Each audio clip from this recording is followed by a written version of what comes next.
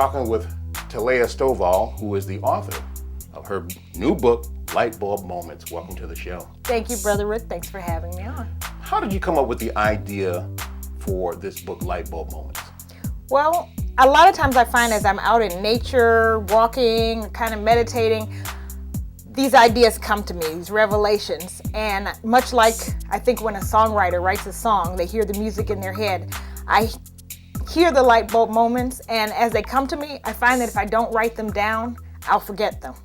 And they're really great lessons for me, and I can see how they apply to other people's lives. So as I started to capture them, I realized there was a book there. And actually, this book started before the other book that you're familiar with that I had.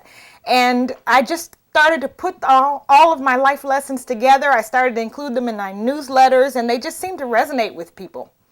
I formally turned it into a book when I found out about a publishing contest, nonfiction contest that Hay House was having, and I decided to enter it into the contest when my business partner told me about it. I compiled all the lessons, I added more to it, and ended up winning the contest out of 4,000 manuscripts. That's awesome. That's awesome. Talk about your book signing party. Let's talk about that. We have highlights of that. Just talk about how that went for you. It was great. I had a wonderful time. I had so many friends and family members and church members. I even had a friend who flew in from the East Coast just to come to my book signing. There was such an outpouring of love and support. And right. Let's talk about some of the issues that you talk about in the book. Yes. Give us a little thing about discover your sweet spot. What do you mean by that? I believe that all of us are born with purpose wired inside of us. And I know I had a Max Lucado quote in there, who's one of my favorite authors. But I believe that purpose is in us from the beginning. And a lot of people live their lives in frustration because they don't understand what it is. And it's all about understanding how our unique wiring shapes us for purpose. My favorite quote is by Scottish theologian, William Barclay. He said, "There's two great days in a person's life, the day we're born and the day we discover why." So it's all about discovering that why, that sweet spot. For me, it was always writing from the time that I was 14 years old, actually from younger than that. Whenever I was passionate about something, I'd have to put it in writing.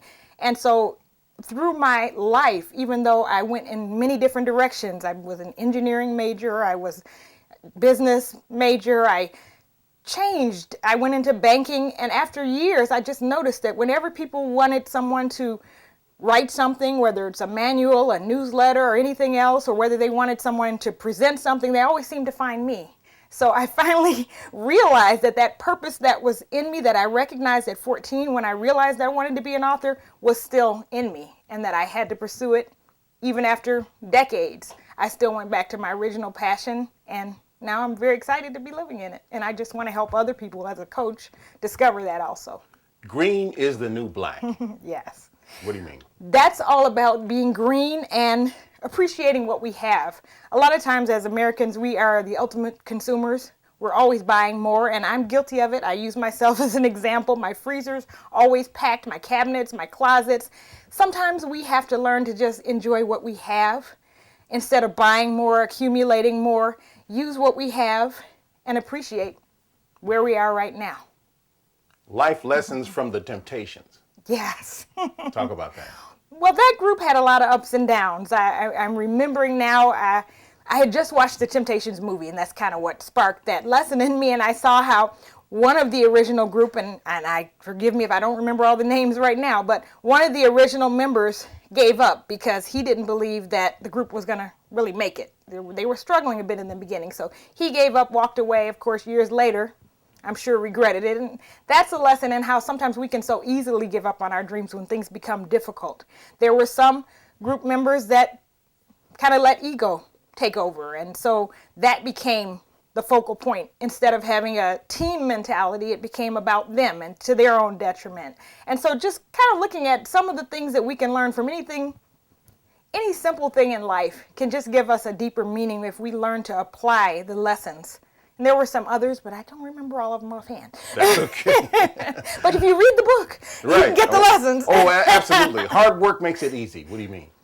A lot of times people think that giftings are natural. I teach public speaking. It's one of the courses that I teach. And I tell my students that it all comes with practice. There are no natural speakers. I have a good friend who won the World Championship of Public Speaking out of 30,000 people around the world. First time he tried, he won. Well, it's not because he's just born a great speaker, but if he's an attorney, a pastor, he's in arenas that cause him to use that gift. So when we practice our gift and we do it over and over and over again, it looks easy to other people.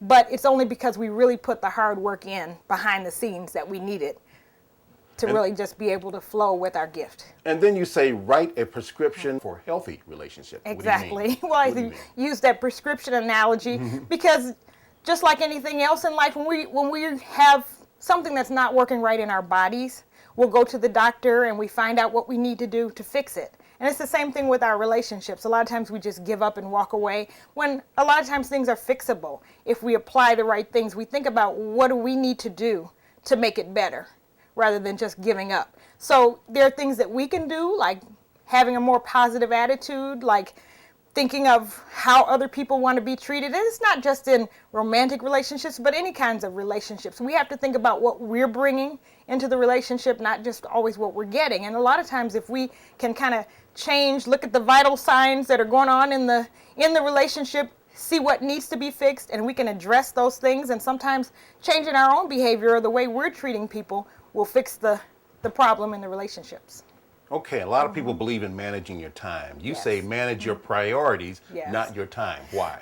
Well, a lot of times our priorities are set by other people, the demands of other people, what other people expect of us, and so we're reacting to those demands. We're reacting, oh, this person needs this, or this is what's urgent.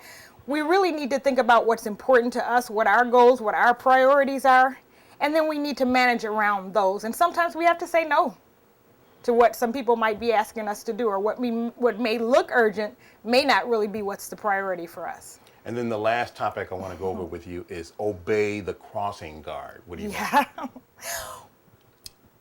I'm sure, well, all of us went to elementary school at some point in our lives.